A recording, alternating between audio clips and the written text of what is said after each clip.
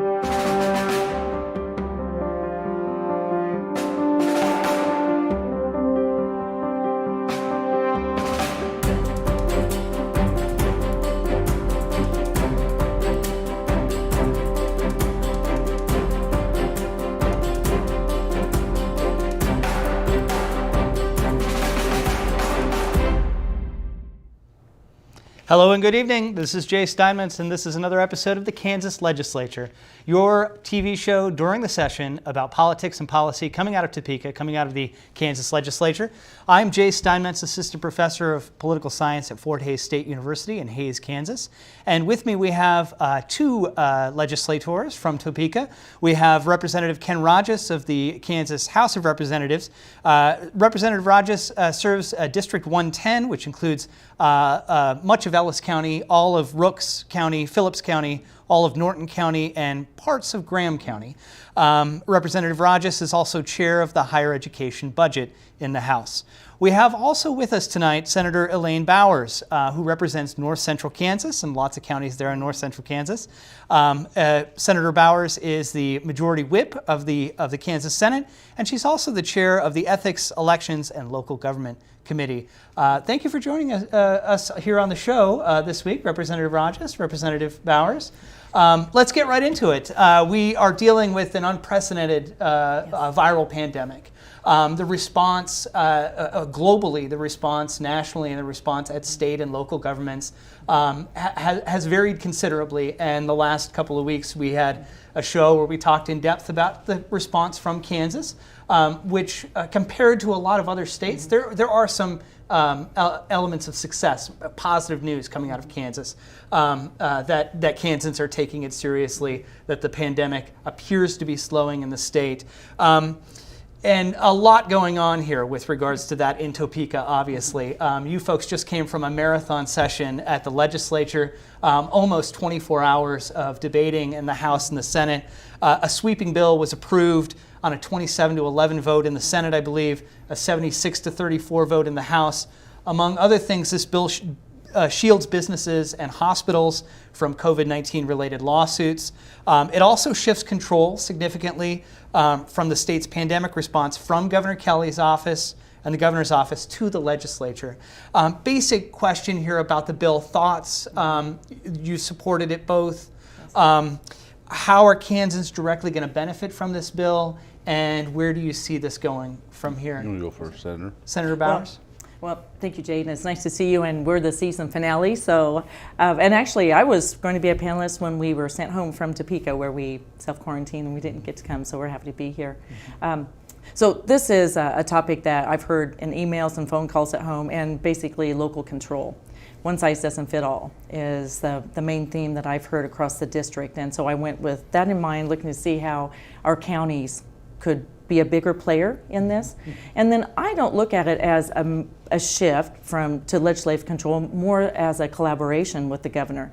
Because in the CARES, the funds that are coming in, it's our state budget director and then down to a committee of legislators. And that's important that we have legislators involved with expensing the money, because we do come from all four corners of the state, and it's important that we have a mixture of legislators along with the executive branch and working as a team. That's the way I see that.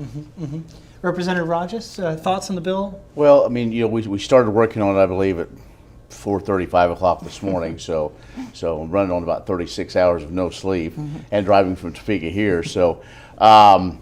I think it's mischaracterized. I don't think there's a shift to more to more legislative control. I think what it is we're bringing back checks and balances. When we left in March, we were in a hurry to get out. We thought we knew the right procedures to use. There was a little glitch in the wording, and after the majority of legislators were gone, they realized, hey, we all have we have the right intent, but the language isn't there. And we all got along, all the branches got along until one branch didn't get their way, and then they sued. And so what this is simply a matter, how does it affect the Kansas people? It gives them checks and balances. It doesn't say one branch can run everything. I think one of the things, Jay, that gets confused is that somehow there's a power grab by the legislative branch. Any federal money that comes down, it doesn't matter whether it's the CARES Act or stuff that comes every year, goes to the governor's office. Some of the governor's, she doesn't dictate, or whoever the governor is, doesn't dictate where that money goes. It goes because every state has a governor. And so what we're wanting is just to make sure, as we do anything else that comes into any other federal money that comes in, we have a general government budget committee that reviews all that. And so what this is, we're just saying the legislature should have a look as well on this money that's coming in. And it's not that we don't trust the governor, because there's only certain things you could use. And if you don't use that money, it goes back. But it's simply a matter of checks and balances. And I think the folks would expect the exact same thing if the president or Washington decided that all state legislators should get it. Governors would say, well, we want to say as well. So I think as far as, I don't believe there was a shift. I believe, as Senator Bowers said, hopefully this brings them more of a collaboration. Just to remind the viewers, this is a call-in show. We take your calls anywhere in the state concerning this issue. We'd love to hear from you about the legislature's decision to pass this bill. What are your thoughts? The phone number for the call-in show is 1-800-337-4788. Let me go a little deeper into that, Representative Rahjes, a little bit. Executive branch of government typically handles direct public safety measures, law enforcement, disaster response, that kind of thing. Can you give us a little bit more in depth about the rationale for balancing out, as you will? No, what disaster response, which traditionally is part of an executive branch of power, moving this into a more of a collaborative or balanced approach, what's the rationale there from government? This is not a tornado. This is not a grass fire in south central Kansas. This is something we're all dealing with. I think when you look at it, you know, everybody loves to play Monday morning quarterback, so let's go there. We shut everything down. We shut schools down. We shut things down before New York, who had many more cases before we did. And so I think what it is let's make sure we're not playing politics with this. Let's make sure that if it's needed, we all believe in science. I think sometimes that gets lost, that you know, we kind of jump off the end, we maybe as Republicans or people that aren't in the governor's party that want to do that. That's not what it is at all. Do you think overall the state's response has been an effective one, a smart one? Do you see this as a success story, what Kansas has been doing? I think Kansans have done well. Kansans want to be safe. Kansans want to not be sick. And so what they've done, at least in my district, here in west central Kansas, is they don't feel well, they stay home. They mask up, they wash their hands, they try to support their local businesses. From a state's perspective, I think we could be a little more communicating as far as what some of those measures are to keep our economy going.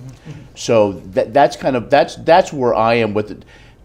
I say A+ for the citizens of the state of Kansas, because when you look at a lot of counties didn't have any cases, and that's not necessarily, you know, that could be just somebody driving through town that may have it, but the state, like every other state, is learning. I think we all probably get a B+ or a B-, because there's things you know, people say, well, how come you didn't act this way and this way as a legislature? Well, how many of us were around the last time this happened in 1923? And so we, you know, we have learned some lessons. In January, we'll go back and do more statute improvement, just to make sure, not to pick sides, but just so there is that equal representation of all branches of government. And we might mention this is temporary. It expires January 26, 2021, so we'll be able to come back as a legislature and deal with it too.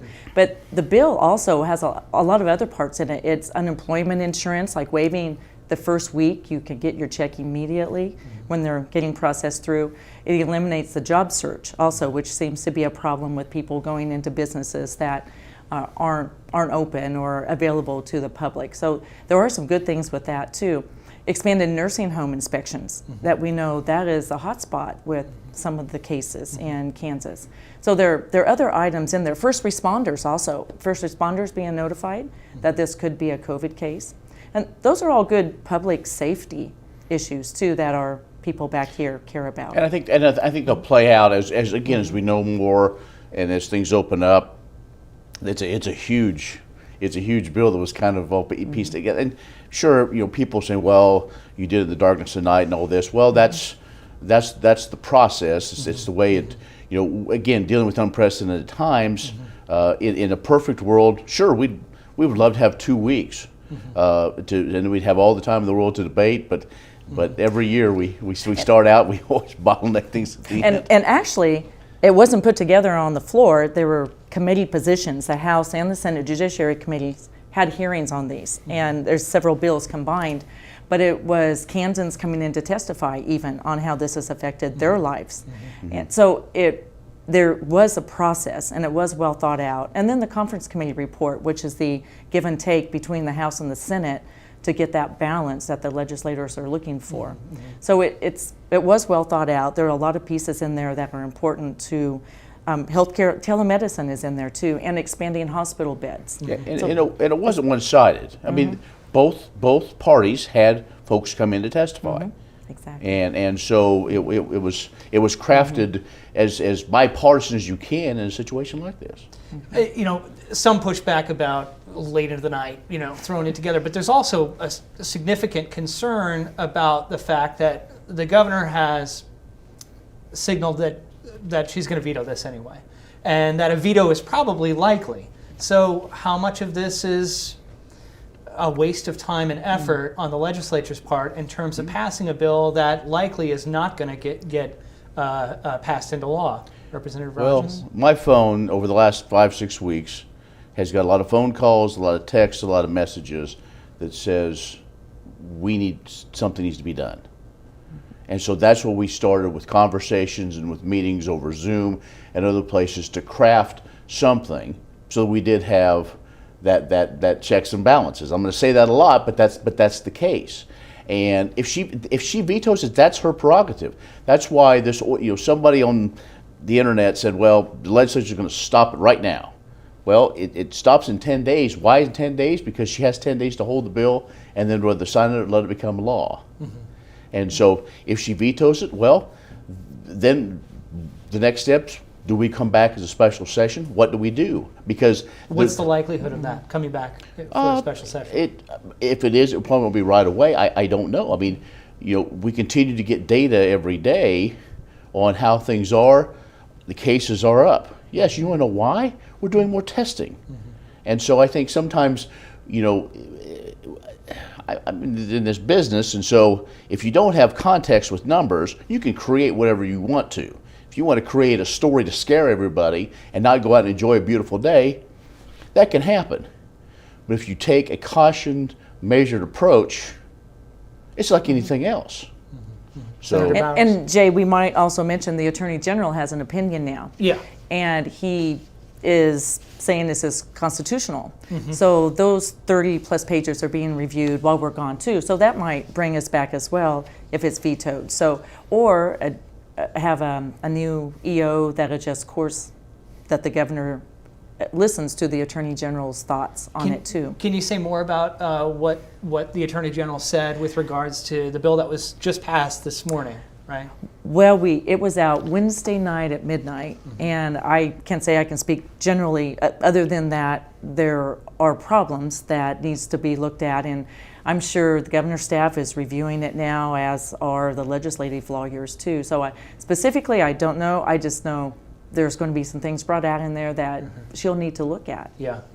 On Wednesday, you mentioned Attorney General Derek Schmidt described the legality of the governor's emergency powers in a disaster declaration, called it doubtful, mm-hmm. that there is a legality there. Mm-hmm. From my understanding, he insinuated that there can't be rolling proclamations for mm-hmm. a single emergency event. Do you agree with his assessment on that?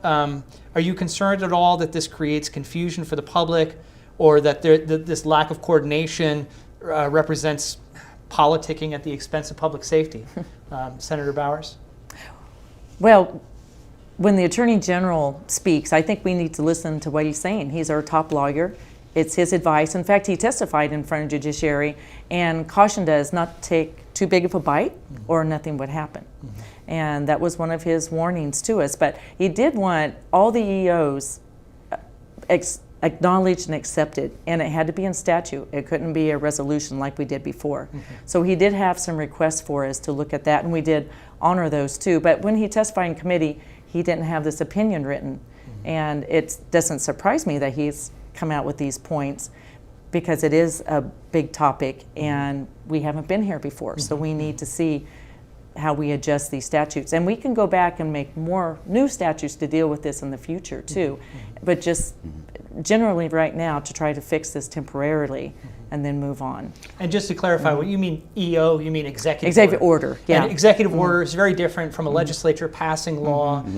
Again, and there's some controversy about executive orders, legality, constitutionality, et cetera, but executive orders are traditionally the place where disaster response, emergency management, those types of things, take place through government. Again, since this is unique, it's different than the other emergencies tornadoes that we've had, floods, the tornadoes, fires. Severe weather, those type of things.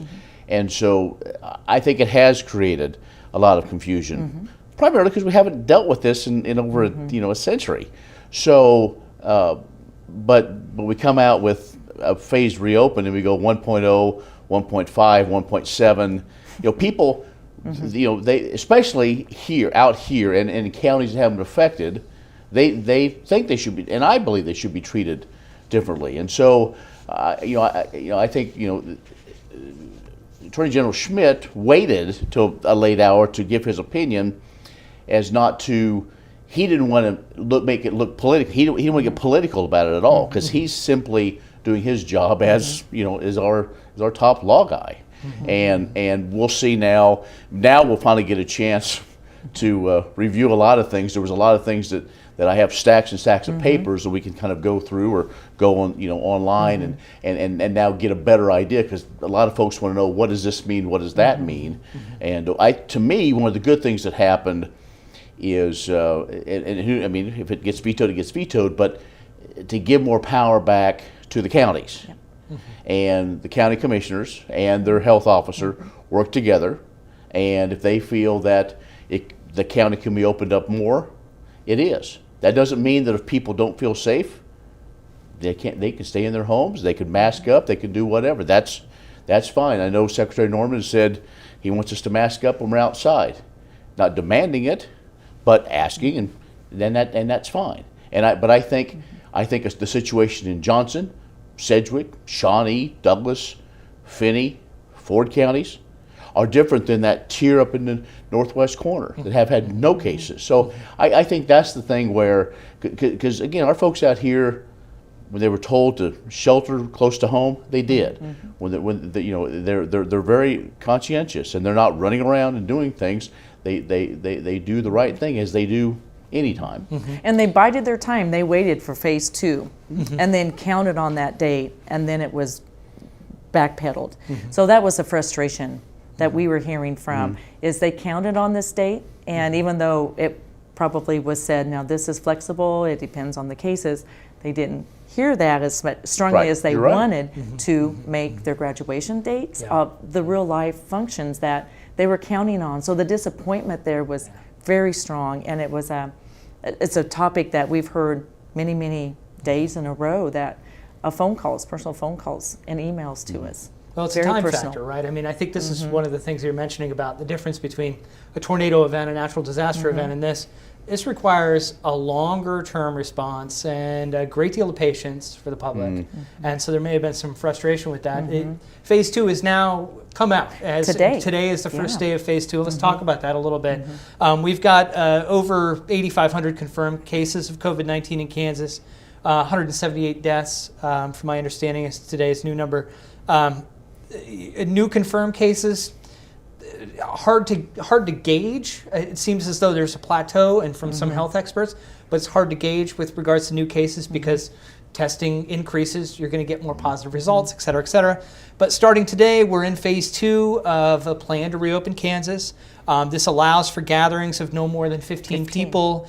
Most businesses can reopen now. There are some exceptions to that and limitations to that. Large entertainment venues, fairs, festivals, summer camps, bars and nightclubs where they don't have food option and curbside delivery, most swimming pools, but for the most part, all other businesses are open. Are you supportive of phase 2 restrictions and where we are right now? Are we moving too slowly? Are we moving too quickly? What are your thoughts about what's happening right now? Representative Rahjes? I still think it should be up to the counties. Okay, exactly. I think it should be local control. Nobody knows it better. Somebody that sits in Topeka in a cinder block room that doesn't see the sunshine should not be making decisions for the folks that are in contact with their areas every day. So that's the thing.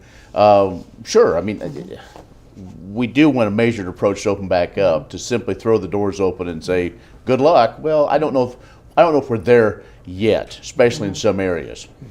But when we look at here, folks here that have done a good job, is concerned right now. If you go, say, to the Kansas City metro area or those hot areas in Nebraska, we want to make sure we don't bring it back, even accidentally, then have outbreaks. And so that's where, we've worked, a lot of folks have worked with local businesses that can be open and keep folks home to get, again, the basic needs. Let's and bring in a caller here. Oh, sorry, I would ahead. like to say this phase helps because little pee-wee baseball game practices can start. So more of the local activities that the families have counted on and look forward to. So some of those activities are available now, and that is getting people back to normal and to what they were hoping for. And the kids have been home from school since March, so they want them out in the fresh air, and so that's important, is the family traditions, and but believe it or not, baseball is a big deal with these families. And that's one of the biggest ones I hear about.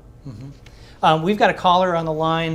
This is Rick from Concordia, Kansas. Rick, good evening. What is your question? With regard to the state budget, how much trouble is the state of Kansas in with the impact that COVID has had on our economy? And are you encouraging our national representatives to provide assistance or funding to the state budget? Thank you. Great question. Two parts to that question. Let's talk about the economic issues going on here right now. We've got a 2-year budget projection, which is looking like $1.4 billion deficit. The state governments across the nation, there are economic fallouts here. In Kansas, we also have a constitutional amendment that the government must balance the budget. So things have to happen with regards to that. That's the first question. And then the second question there from Rick, a crucial one, with our national representation in Washington, do you support the U.S. Congress passing a bill, and a bill that can be signed by President Trump, that would give additional money to state governments? Let's begin with Senator Bowers. Yeah, and the last question first. I truly believe that. And we know best how we want to spend the money in Kansas. And if that money comes back to us in a block grant, then that's the way it should be. And then let the budget committees send it out how it needs to be. And now the federal money coming in can't be backfilled for our losses. So that's an important part. So we have to be careful how we spend the money that's coming to us already. But additional money to our state and our congressional folks fighting for us is very important to us. So you support a bill from Washington that would increase the money from the states. There have been some politicking about that issue in Washington, but it seems like most state governments are supportive, obviously. Yes. They're getting hit hard economically. What are your thoughts about the other piece there that Rick brought up? We've got now a pretty big budget hole.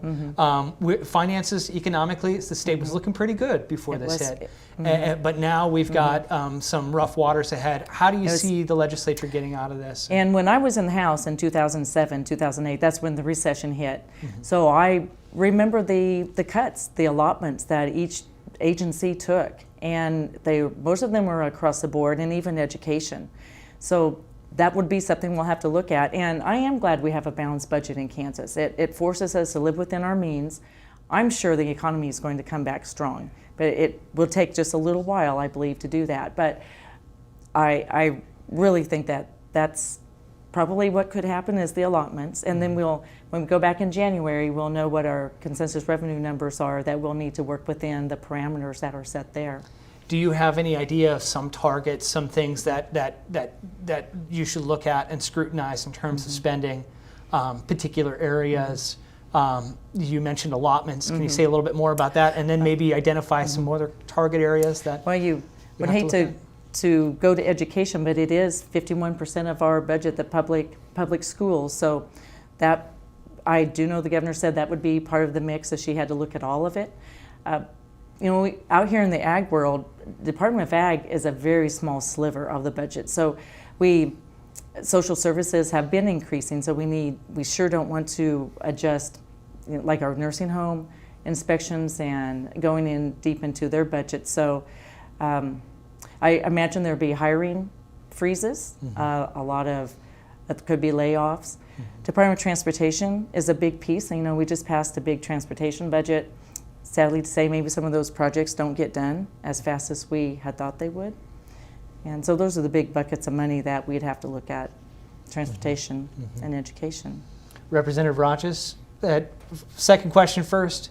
Do you support a bill from the U.S. Congress that's going to give money to the states? Well, I'm glad Rick called.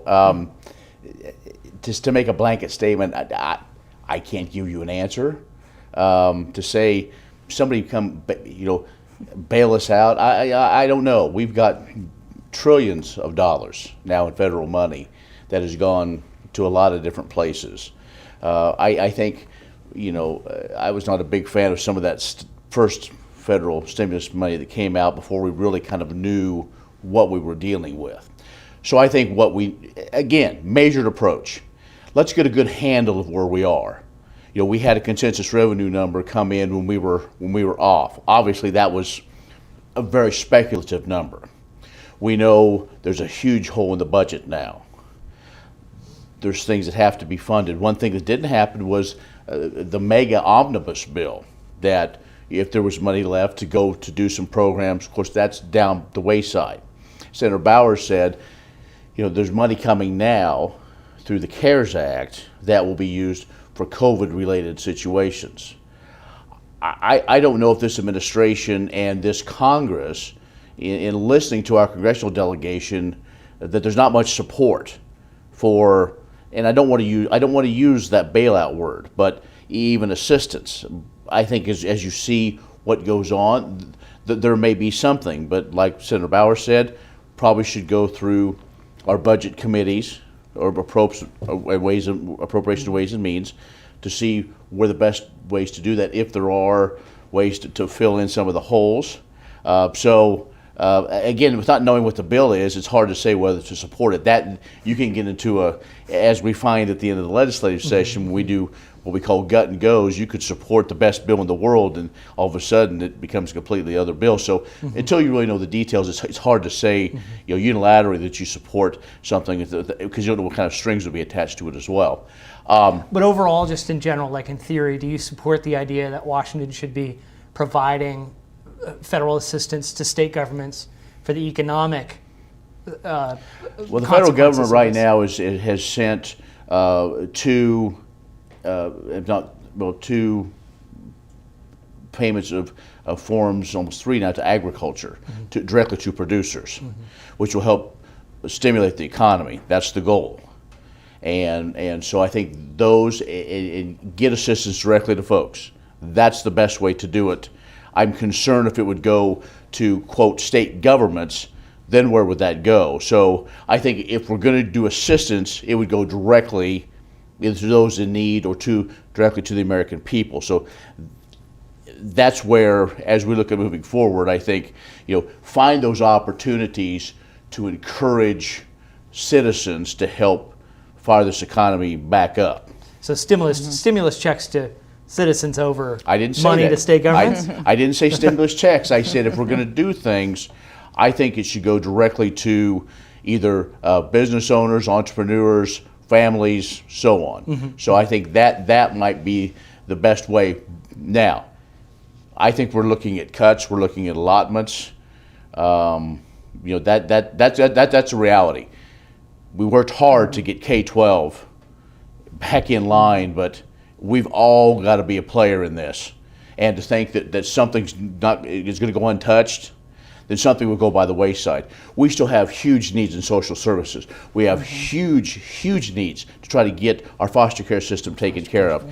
And how we're going to do that. I mean, those are the things you lose sleep over. And try to meet just the basic needs of helping people, let alone the other things.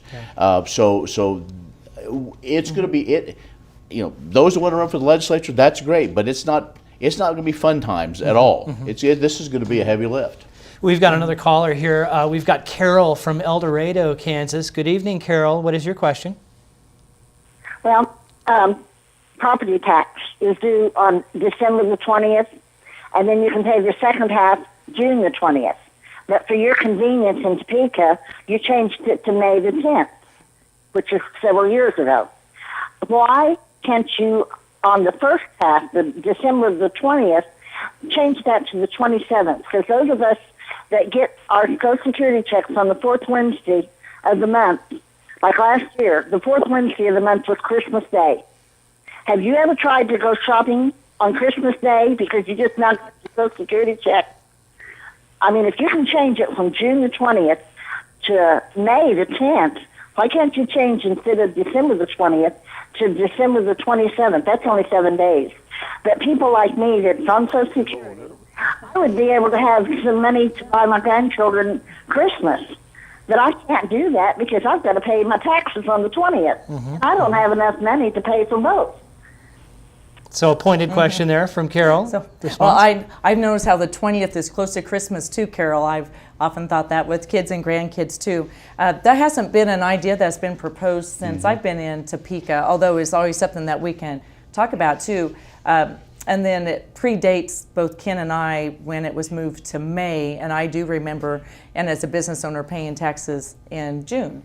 So it was a balanced in half the year and half the year. So going to Christmas is really close. But you know what? This is something we could bring back to the tax committee, which you said on too. I think it's definitely worth a conversation. Again, don't think about things like that. One thing that we did do yesterday through everything is we did pass a kind of a package of tax bills looking at reducing some property taxes, looking at possibly setting up to where you can maybe make payments or do some other things, and right now, because of the situation, maybe have some relief on penalties just to kind of get everybody caught up. And so some things are happening. So but good, again, something you don't think about. Again, and what we see in Topeka, a bill is just someone's idea, and that's how it we starts. put the idea into a bill. Then we have testimony. We have pros and cons, and people come up and testify. So that would be an excellent idea. We could help you do that too, Carol. And one bill that didn't move, it was in the House and didn't come over to the Senate, was a lot of businesses have to prepay the first half of the month's taxes, and that was looked at in a House bill if we do away with that system. But I believe it's stalled too with holding off to see what happens during this crisis. But there are other tax ideas that are out the there. Transparency, the tax transparency bill for counties. You have that level, and if you raise it, you have to send out a notice And the most important part county commissioners have talked about is removing the tax lid. Right. And that is the biggest piece of that tax bill that we just so sent hopefully out. that will maybe bring some more stabilization to county budgets. Again, like Senator Bauer and I agree, local control. I mean, that's we're in other counties rather than our home counties a few times a year, but those county commissioners, those city council folks are there every day in those counties, and so that's where they know exactly what works for them. We've got another caller here on the line. It's Dave from Dodge City. Good evening, Dave. What is your question? Good evening, and thank you. This is directed toward both of our legislators. What does Kansas have to do to get the Medicaid expansion bill passed in Kansas? How long are we going to allow Senator Wagner to hold that program hostage? There's 130,000 people, low-income individuals, that could use this program right now, yet it continues to be stalemated and doesn't go anywhere. So can you please tell me what has to be done?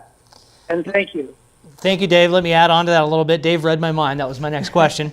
Kansas Medicaid expansion failed in this session, despite polls that show expansion's popular amongst Kansans. And another piece of this that I wanted to ask and maybe add on to Dave's question here, which is a general, why can't we get this done if it's popular?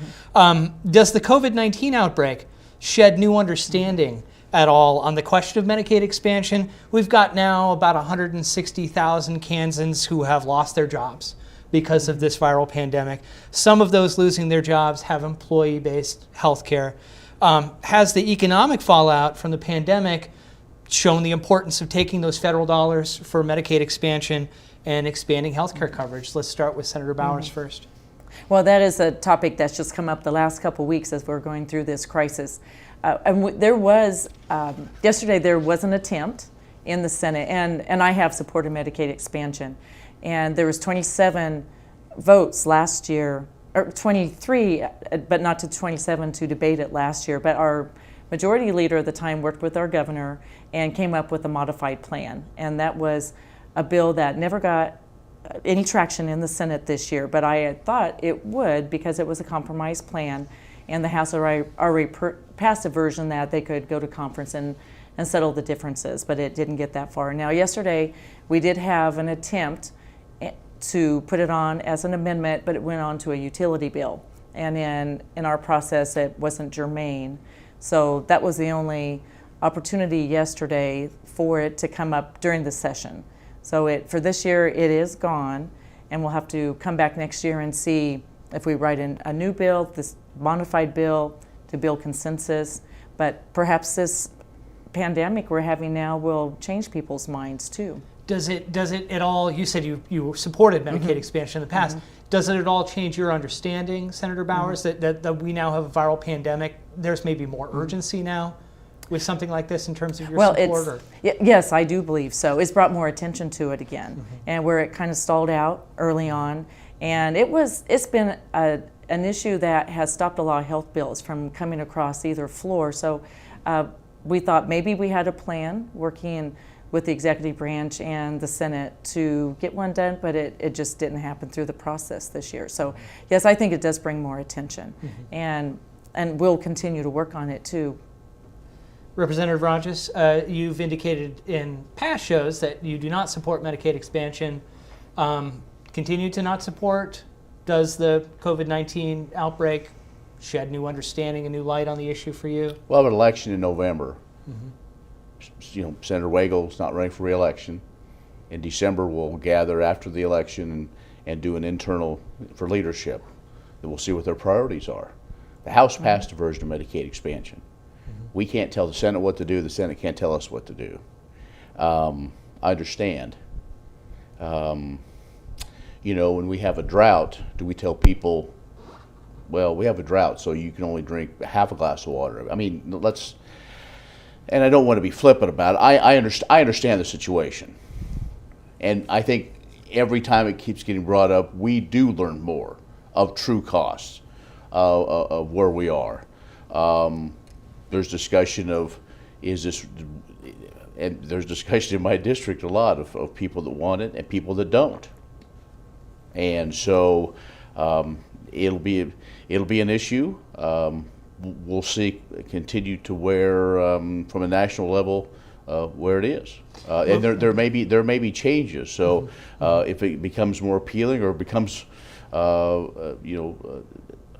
it may not happen. I mean, how about for you, in your opinion? Is it more appealing to you? You did not vote for it, correct, in the House this session? Right. Do you continue to be against Medicaid expansion? Care to share the rationale? Have you softened a little bit on the issue? I am looking at what for sure our costs are, and said, it's only $300 million or whatever it is. Is that really going to be the case? Are we really dealing with true numbers? And right now, with the way the budget situation is, again, pick our priorities. But we gave an extra $1 billion to K-12, and I voted for that. I supported K-12 and then the small rural schools I represent. So we have to, there's not, we don't get a card and there's a magic money bank that this federal money is going to come down. As this whole conversation started, we didn't have the 1 and the 2 and now the $3 trillion COVID aid packages being distributed around the country. That's almost $6 trillion. $6 trillion. And there's, yes, the federal government can print money, but at some time you have to pay that back. And so I think that's I have conversations. I know people get upset because I don't, have not said, oh, well, I understand those for it. I understand those opposed to it. It's simply a matter of economics, and I understand the medical situation.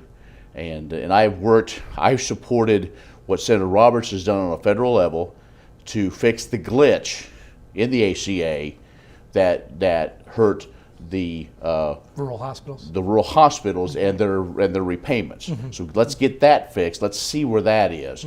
My concern is with some of those things with the ACA, Medicaid expansion, whatever we call it, is that truly helpful to the rural hospitals, or are we simply looking at it as dollars, and for a short-term fix? Is that really giving us our long-term effect? Yeah, well, there's been a number of studies that have come out, and what are your thoughts on that one, Senator Bowers? From a lot of the studies suggest that it has helped rural hospitals, and rural hospitals, that's the cushion that they need. And there's also a point that has been made about Medicaid expansion, bringing dollars circulating into a state economy, has its own bump effect, if you will. That's not just about healthcare policy more specifically. It's about the increase in a circulation of dollars in an economy. thoughts to add to that? Well, with the hospitals losing their dish payment, which went away with the ACA, so they lost money right away, just immediately. So backfilling that in, this is how they were looking at that. And my rural hospitals do ask me for this. Their board members do. It's a regular conversation. So it is important to the rural communities, I believe. We look at our counties who have a county-based tax that pays for the hospital too. So if we look at, do we decrease, if we take this money, does it decrease property taxes? So there's ways to analyze that that's at a rural, local level that we can look at. So I do believe it helps our rural hospitals. There's we've had this conversation on the show many times about Medicaid expansion, and there was also a comment made that there can be benefits to Kansas waiting for Medicaid expansion because we get to see the effect that it has in other states. There have been studies that have suggested positive outcomes and consequences economically and in terms of healthcare policy from other states. There was also, just last week, Associated Press reported on a study that showed cancer deaths dropping in states that had expanded Medicaid compared to those that did not. There was also, I think, nationally, Senator John Cornyn of Texas, when asked about healthcare options for unemployed people who have lost their job in the COVID-19 pandemic, suggested that they sign up for Obamacare, and that's what Obamacare is there for, and thankfully we have it. So is there now a shift? Is this opened up? Has this softened stances in terms of healthcare policy a little bit? I get the sense there's still economic concerns. Bills have to be paid, right? But has it softened the stance at all? What are your thoughts on that, Senator Bowers?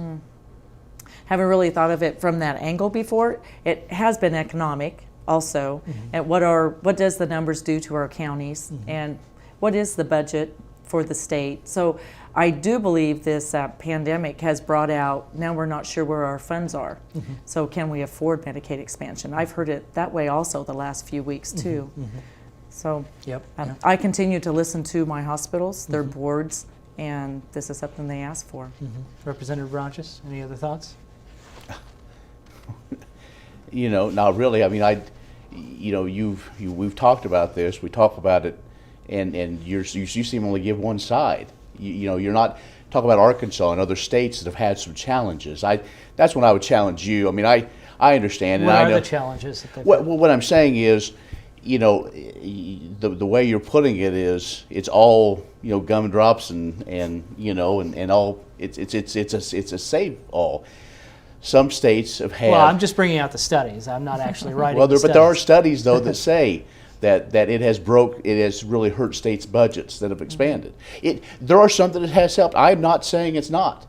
And what I have said, I talked to the governor in January after the State of the State, and I said, Governor, I don't support Medicaid expansion, but if it passes, I will not fight it. I will not. If that's what we want, that's fine. And I've told my constituents and others, that are very passionate about it. If I'm wrong, I'll be the first one to admit if we go down the road and it does. But right now, I understand it's a very important issue. But we're also dealing with an economy that was almost literally shut down by this governor. And so we talk about the COVID deaths and the COVID sicknesses. What about that small business person that was shut down, nothing of their own? Maybe they didn't qualify or didn't get that other government funding. They struggle to feed their family. The emotional toll that's taken on them, that's not being those things aren't being discussed. And that's why I fight every day. And most folks have my phone number and they call me and I listen to their stories, and if I can help them, one thing I don't ask them, if they're Republican or Democrat or what they do or don't support, it's how can I help you? I can make some contact to try to get your needs solved. And that's it. I don't go brag. I'm here to, that's what we do. We're here to help. And part of that is I have a grave concern for all our communities, that they are healthy, not only from a physical standpoint, from an emotional standpoint, and a financial standpoint. It is critical out here. We have to have those, and we have to have folks that have confidence and that want to engage in the economy. and if medical situations is part of it, that's fine. Because I think what we're going to find is come January, when we gather back again as a new legislature, all these things are going to be discussed. And who knows where we are with all this, and there may be other ways. Obviously, there's engagement in rural health care and how to do that, and trying to find multitudes of answers. Make sure we have plenty of doctors and so on. Just very quickly, you said confidence to get out there and go about normal daily life, economic activity. What role does testing play in that in terms of the COVID-19 outbreak? To what extent do we need a mass testing infrastructure for people to feel safe to go about their normal everyday life? What are your thoughts on that? Well, yesterday when we went to the Capitol they scanned us for a thermometer, took our temperature, and gave us one of these. In fact, I haven't had time to take it off yet. And what this shows was that I did that basic scan, and that my temperature was fine, and I was evidently symptom-free. I didn't do a test. I think there are some where you have, right now anyway, where you have gatherings or manufacturing plants to need that, or if folks want it, or if they feel they're having some symptoms. Although there's concern about asymptomatic cases. The CDC just today published a report that said estimated 35% of positive COVID-19 cases are asymptomatic. But then maybe should we have people if to get it every day? I don't know. I mean, that's the thing we have to look at. And I'm not an expert, so I think everybody handles it differently. Some people want to wear a mask, even if they're not around people, and that's their prerogative. Others don't want to, and that's a prerogative too. Some churches, like mine, we're not going to sing for a while. We're social distancing, but not to take that chance, and that's fine. But that was a decision made locally. We've got Carol from El Dorado back on the line. Good evening, Carol. Have a follow-up question? Yes. Years ago, you used to be able to get the food sales tax refund if you're a senior citizen when you did your Homestead Act. And at the time, it was $125 you got refunded. And the bank with TV dinners cost $1 at that time. So with you doing away with that and me not being able to get that $125 refund back, that took 116 dinners away from me, because that's what I would, I bought those in order for a meal. And not 125, because I've got to subtract the sales tax, If there was no sales tax on our food, I could have got 125 meals. But the way it was at the time, I could get 116. Of course, now the banquet dinners are $1.25. But why did you target those of us that's on Social Security and take away that little dab of money when you guys take trips to like the Worlds of Fun and us taxpayers pay for it? But yet you rob from us senior citizens a few, like I said, $125 don't mean much to you guys, I don't think. But to us, like I said, it would have been 116 meals for me. And why can't you guys change it back to give us the refund back on the food sales tax? There has been, Carol, thanks for your call. There's been attempts to do that. Why it hasn't passed, I don't know. I think probably the way it was structured is if I remember right, of why it ran into a problem this last time. I don't think it was this year, it was last year, I think. I've been on tax for 4 years now. We've worked on this issue. One thing that many of us have worked on is to reduce the sales tax on food generally. But we get caught up in, like this year, it would have been a political game to not really do a whole lot of good, but just to say, hey, look, we reduce your sales tax on food. The Governor Kelly brought this up her first year to reinstate that, but it got dissolved in politics because it got added on to some other things that she didn't want, and so it got pushed through. Well, then it passed. She vetoed it, and then that's the politics of it.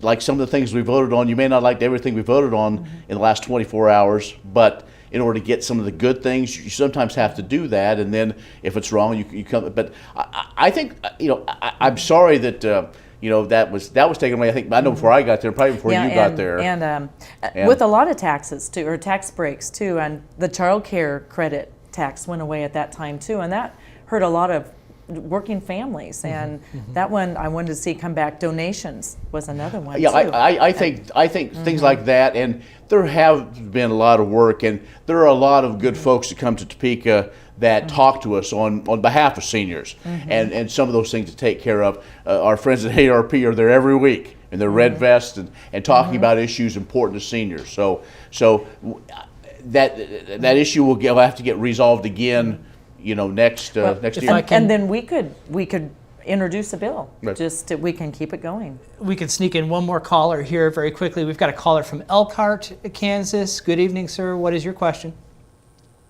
Good evening.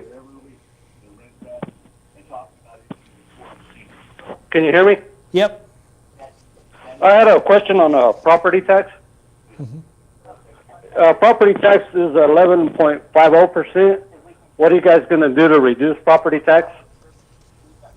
Reductions in property tax. Hard time to talk about with budget projections the way they are now, but what are Well, your a thoughts? lot of property tax comes to the county level, and so one of the things we've done is try to bring some transparency and some relief. This Tax Transparency Act, it started in the Senate, Yes. and so you might know more about it as far as we talk about that, which is a direct correlation to property tax. Yeah, so removing the tax lid was the exchange for this, and you would be able to see if your property taxes were raised, what the purpose was, is what the idea of this bill. So transparency to you to see where your taxpayers' dollars are going. So that was the basic idea, and removing the tax lid was the trade-off. Well, and I know he was asking, what to do to lower it. Boy, every county has issues with roads, and those type of things go up.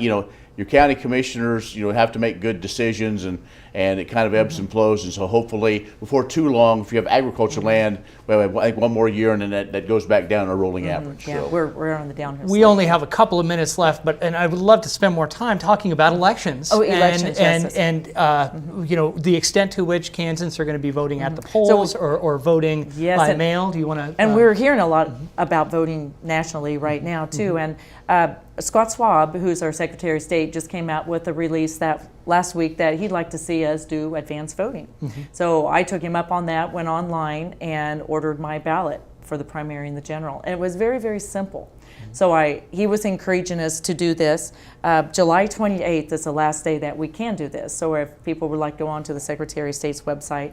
And he also told me that the state of Kansas is getting $4 million in CARES dollars coming in.